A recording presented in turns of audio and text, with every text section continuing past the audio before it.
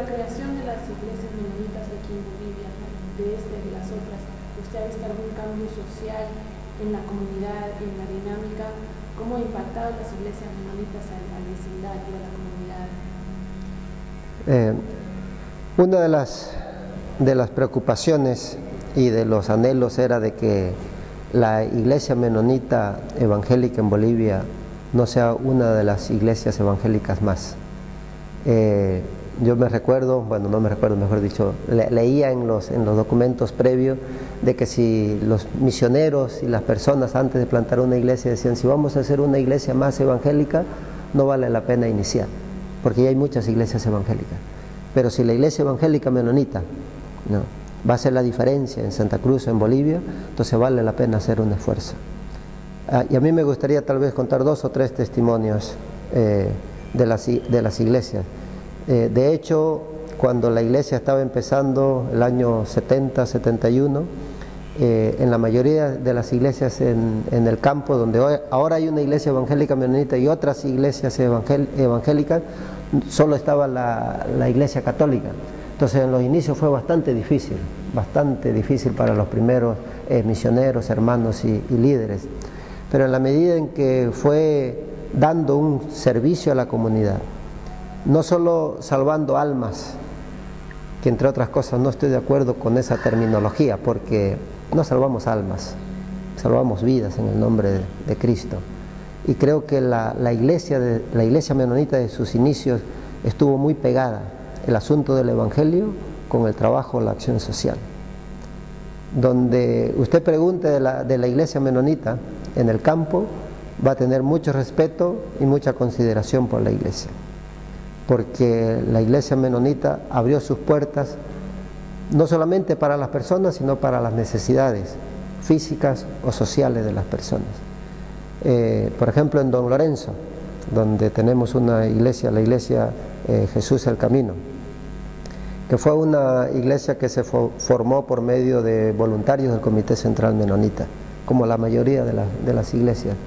Entonces la iglesia ahí se estableció, y la iglesia pronto se dio cuenta de que podía hacer más que simplemente presentar el evangelio, y empezó con la ayuda de un fondo de las ofrendas y los diezmos de la iglesia para ayuda social. Entonces, si una persona necesitaba alguna medicina, ¿no?, o venir a Cotoca o a Santa Cruz, lo que estamos hablando de los años 70 hacia adelante, donde el asunto del transporte y la medicina era mucho más complicado, entonces recurrían a la iglesia. Entonces la iglesia iba, visitaba, oraba, pero también dejaba su dinero, o dejaba una canasta, no sé cómo se llama, un canastón, donde se ponen varias cosas ahí, varios víveres. Pero lo que más impactó lo que ha impactado a la comunidad es de que había una persona, un ancianito que no tenía dónde vivir. Entonces la iglesia dijo, ¿por qué nosotros no hacemos una casa para él? ¿No? Busquemos los fondos, ¿no?, busquemos a los hermanos que saben de construcción, invitemos a las otras iglesias, y tuvimos un fin de semana de trabajar, ¿no? Hicimos una casa, un cuartito, mejor dicho, en vez de una casa, ¿no?, hechas de, no sé si conoces el adobe, que es hecho de tierra, con otros ingredientes. Se hizo eso, levantamos la casa, le entregamos la casa, y ese pequeño detalle, ¿no?, impactó a la comunidad, ¿no? Estos son personas diferentes, ¿no? A esa iglesia yo me quiero acercar, ¿no?, a esa iglesia yo quiero pertenecer. Y déjenme decirles de que ahora hay muchas iglesias evangélicas en la comunidad, en el pueblo de Don Lorenzo. Pero si ustedes preguntan de la iglesia menonita y si hay alguna diferencia en la iglesia menonita, le van a decir cuál es la diferencia.